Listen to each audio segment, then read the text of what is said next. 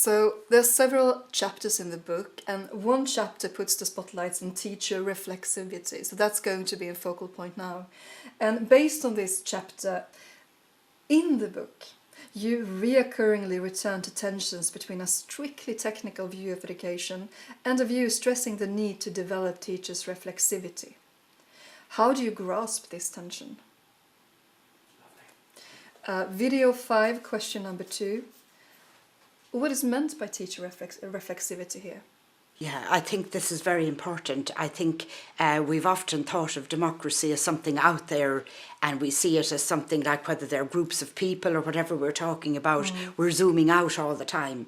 And that there's obviously a requirement for an educator, a teacher educator to be able to zoom in, to know themselves at a deep level.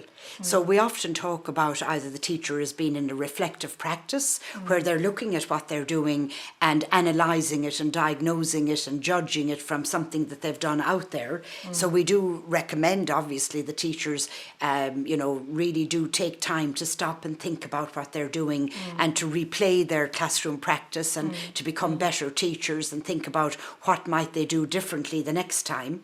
Or we might look at it as some kind of a self-evaluation exercise, whereas in some kind of outside-in professionalism, they're kind of ticking boxes around being reflective according to somebody else's requirement, which is also important, the self-evaluation piece. So that's fulfilling the requirements of the policymakers. The reflective practice might be a richer space where they're examining themselves in relation to their relationships with the children. But reflexivity is inviting another level and a deeper step. And it's inviting a teacher to position themselves in society, to really critically interrogate their own positioning, to get to know themselves at a deep level. And therefore it requires what I think Juan de Pillo has called deep, uncomfortable work, and it's a journey. And it's a journey of life that I guess we would expect our educators and teachers and teacher educators to take part in, because I think, was it Bourdieu that said that education can in fact be symbolic violence otherwise, if you don't, if you're not careful about what you're doing. Yeah, definitely. Yeah. So that's interesting. You mentioned the word reflexivity. So what is meant by teacher reflexivity here? Yes, well, I'm introducing it from more point of view of the academic literature rather than necessarily coming from the policy. The policies, I think I can, teasingly say that they have not got there yet, generally. So there's quite a lot in qualitative research that's looking at various reflexivities, and it has become a very hot topic in the Academy of Teacher Education. And it is actually about not only looking at what you're doing and the teaching that you're doing with the students and reflecting on that and trying to do that better, but it's looking at your person and yourself and understanding yourself, if I like say words and all, to thine own self be true, to get to know yourself at that level, that deeper level. So I think that's what is being asked of in this space. Really interesting. So what kind of dilemmas regarding teacher reflexivity do you think are important for teacher students to be aware of, and why do you think it's so? Yes, I think the student teachers and experienced teachers and even the teacher educators have to understand, well, in terms of policy requirements, we have self-evaluation items of quality assurance and all that need to be done. It would make sense for us to have a reflective practice to understand our strengths and our weaknesses and develop and keep a lifelong learning process going. That I think makes sense to everybody.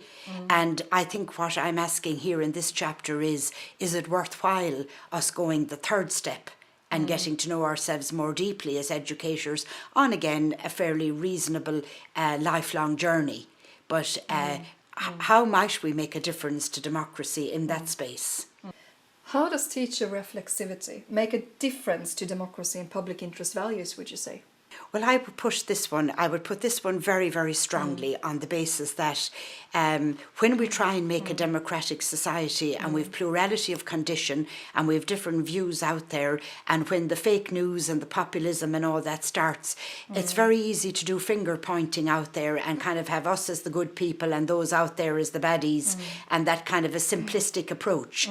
So I think if we understand ourselves in a more wholesome way, we might stop finger pointing so much. Then we might, for example, find ourselves not necessarily having to elect political leaders that have kind of qualities that divide us rather than unite us.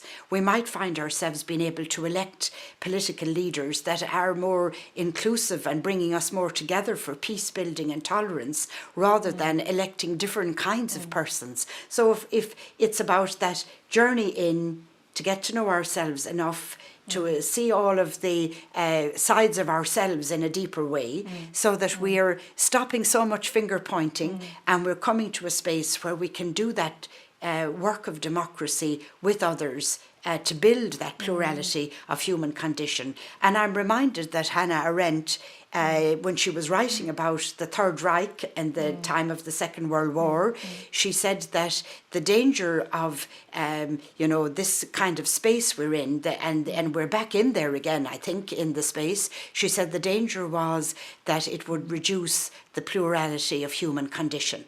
And I think that's the thing we have to watch for, and reflexivity will help us with that.